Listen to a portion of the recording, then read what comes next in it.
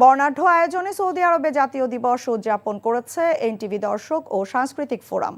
ফোরামের প্রবাসী বিনোদন পর্ব ২৮ এর বর্ণাঢ্য আয়োজনে অংশ নেয় প্রবাসী রাজনীতিবিদ, ব্যবসায়ী ও শিল্পী সহ কমিউনিটির সদস্যরা। বিস্তারিত ডেস্ক রিপোর্টে।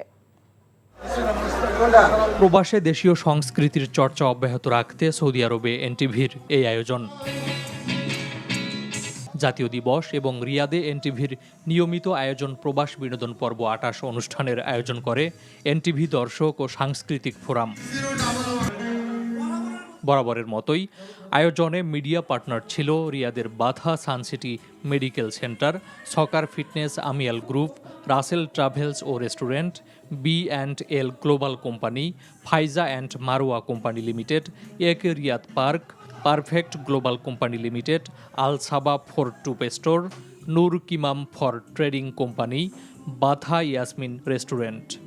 এনটিভির চান ভাই যেভাবে অনুষ্ঠানগুলো সাজায়, একটা অনুষ্ঠান সাজানো অনেক বড় বিষয়। সবাইকে আমি আমার অসংখ্য ধন্যবাদ জানাই এনটিভির পক্ষ থেকে। অনুষ্ঠানে সভাপতিত্ব করেন এনটিভি দর্শক ফোরামের সভাপতি আলী হাসান কিরণ। প্রধান অতিথি ছিলেন রিয়াদ সানসিটি মেডিকেলের এমডি আব্দুল্লাহ আল মামুন।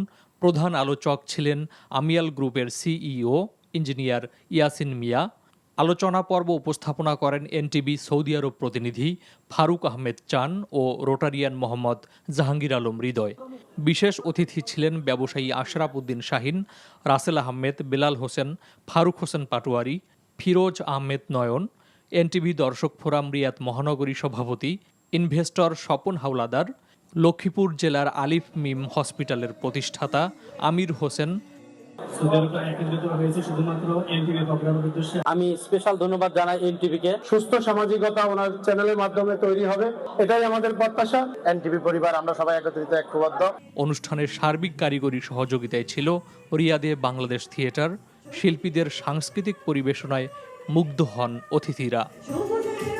প্রবাসী ব্যবসায়ী, রাজনীতিবিদ, সাংবাদিক সহ বিভিন্ন শ্রেণী পেশার মানুষের অংশগ্রহণে অনুষ্ঠানটি বাংলাদেশিদের মিলন মেলায় পরিণত হয়।